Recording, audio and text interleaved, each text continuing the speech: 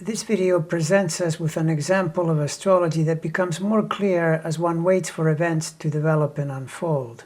What has happened in the last week or so serves to somewhat illuminate the possible outcome of the Georgia runoffs as assessed through the patterns in Mitch McConnell's birth chart. Unfortunately, this still has to qualify as speculative because his birth time is unknown, but I'm beginning to suspect that he may be born after 3 a.m., which would give him a Taurus moon, both because that sign seems a better fit, as well as the fact that things have only started to get dicey in the last few days, concurrent with the entry of Saturn and Jupiter into Aquarius.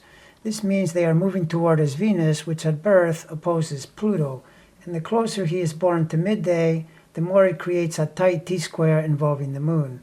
Strictly speaking, even if he had the earliest moon possible, from a midnight birth time, he would still have a geometric T-square with Venus and Pluto, but once the 3 a.m. point is crossed, the T-square intensifies for good and for bad.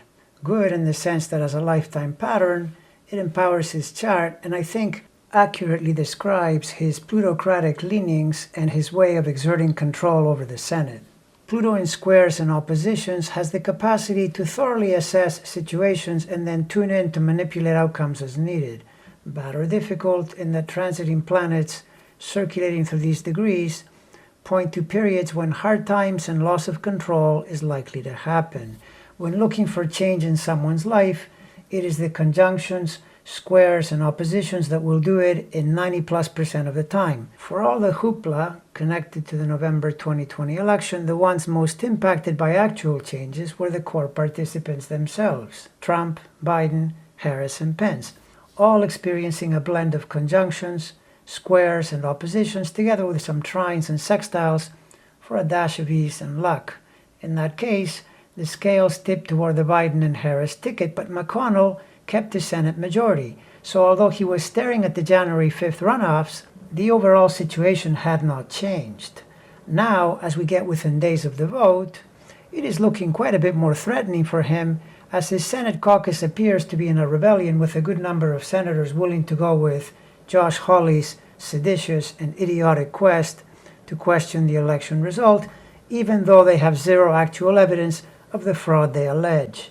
Given that the revolt is happening suspiciously close to the Jupiter and Saturn trigger of McConnell's early fixed planets, as a Dem supporter, I have to say I'm pretty encouraged by the danger this poses to his Senate majority. Further encouragement comes from the latest polling, which appears to be favoring both Democrats. Unsurprising, given the GOP's totally conflicted approach to these runoff elections. Tell the voters they're being ripped off by way of voter fraud, but also tell them they have to vote or else the Senate will be lost. Given the level of intelligence of many of these MAGA Trump followers, I would say it's best not to give them confusing messages, or they might decide to stay home and withhold their vote. In McConnell's chart, on the one hand, the proximity of transiting Jupiter to his natal Venus would say he's sure to get a win out of all this. But the fact that Saturn is lurking nearby isn't nearly as cheery an outlook, and the peek back tells us that when Jupiter was last in Aquarius, the Turtle Master was in the minority in the 2009 Obama Congress. So, I wonder. Then I see Mars entering the fixed T the day after the runoffs. That doesn't seem so good either, and Uranus is already there waiting to be triggered by all this fixed action, and I doubt it'll be a happy trigger. So in conclusion, I finish by saying that in the last video, I stated the odds of Dems winning both seats based strictly on the 4 participants didn't seem all that good to me.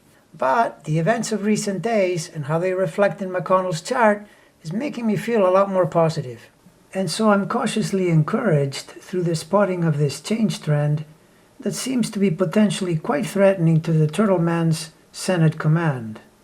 Hope springs eternal.